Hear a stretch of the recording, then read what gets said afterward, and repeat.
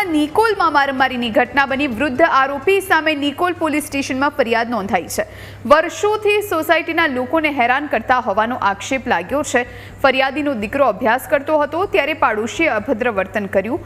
ફરિયાદી અને તેના દીકરાએ જવાબ આપતા આરોપી ઉશ્કેરાયો। આરોપી ફરિયાદીના દીકરાને લોખંડના સળિયાથી માર્યો। ફરિયાદી મહિલા વચ્ચે પડતા તેના પર પણ હુમલો કરાયો। મારામારીની સમગ્ર ઘટના ત્યાં લાગેલા સીસીટીવીમાં કેદ થઈ છે।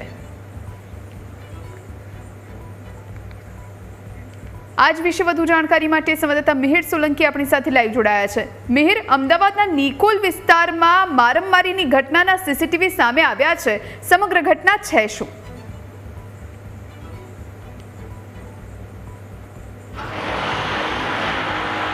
બિલકુલ જુઈ, ગતરોજ સાંજના સમયે જે હાલમાં આપણે ઘટના સ્થળે ઊભા છીએ ત્યાં જે એક વૃદ્ધ છે તેમના દ્વારા એક મહિલા અને એક જે બાળક છે જે પોતે સગીર છે તેના પર એક તીક્ષ્ણ હથિયાર દ્વારા હુમલો કરવામાં આવ્યો। સ્ટીલની જે લાકડી જે હોય છે તેના દ્વારા તેના ઉપર હુમલો કરવામાં આવ્યો। પાઇપ જેવી જે વસ્તુ હતી ત્યારે સમગ્ર મામલો એવો છે કે એક નાની એમથી બાબતે માત્ર અભ્યાસ કરવાનું પેપર સોલ્યુશન કરતા હતા અને તેમાં થોડી મોટી એક બોલાચાલી થઈ ને ત્યારબાદ સમગ્ર જે બનાવ છે તે ઉગ્ર બન્યો। ઉગ્ર બનતા જ આ વ્યક્તિ છે તે નીચે આવીને તેને મહિલા અને બાળક પર હુમલો કર્યો। સમગ્ર જે બાબત છે તે સીસીટીવીમાં કેદ થઈ છે।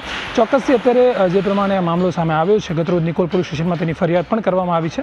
અત્યારે હાલમાં આપણે ઘટના સ્થળે ઊભા છીએ, આપણી સાથે જે ભોગ બનનાર છે તે પણ છે, તેમની સાથે વાત કરશું। ખરેખર શું વિગત હતી બેન, શું તકલીફ પડી હતી અને કેટલા સમયથી આ તકલીફો પડી રહી છે?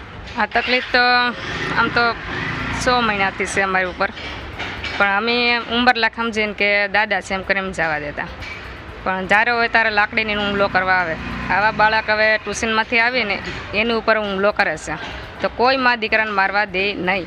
એટલે હું આડી ગઈ, મારા દીકરાને લાકડી મારવા મળ્યો એમાં, તો મને વાળ પકડીને ખસેડીને મારી ઉપર ચડી ગયો, મારી ઇજ્જત લૂંટવાની કોશિશ કરી એને।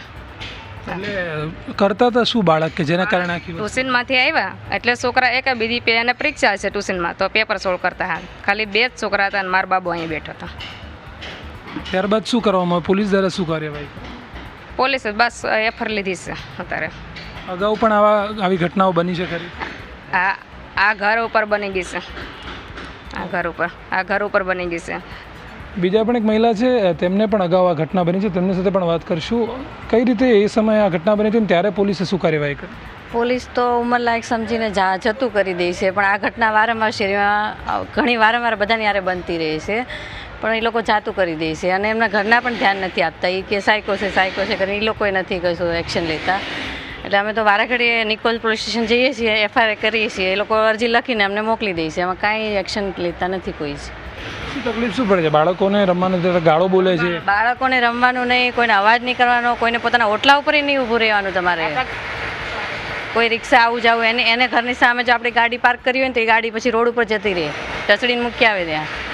કોઈને જગ્યામાં હાલવાનું નહીં, ઊભું નહીં રહેવાનું, એટલી દાદાગીરી છે। બિલકુલ જે પ્રમાણે તકલીફો છે રહીશોને પડી રહી છે અને ઉંમરનું જે વાંક છે તે અત્યારે સામે આવી જાય છે કે સિનિયર સિટીઝન છે તેવું કહીને તેમને માફ કરી દેવામાં આવે છે, પરંતુ વારંવાર બનતી આ ઘટનાઓ ક્યાંક ને ક્યાંક ગતરોજ જે આ ઘટના સામે આવી સીસીટીવીમાં દેખાઈ રહી છે કે મહિલાની ઉપર વૃદ્ધ છે તે પડતા હોય તેવું પણ જોવા મળ્યું છે। બાળક છે તે પોતે બાળકને તે બચાવવા ગયા હતા અને ત્યારે આ સમગ્ર ઘટના બની। ત્યારે નિકોલ પોલીસ સ્ટેશને હાલ માત્ર ફરિયાદ કરી છે, આગળ નિકોલ પોલીસ સ્ટેશન દ્વારા કે પીઆઈ દ્વારા શું કાર્યવાહી કરવામાં આવે છે તે એક સવાલ છે। જોયું। મિહિર, આભાર આપનો, આપ જોડાઈને તમામ જાણકારી આપી તે માટે।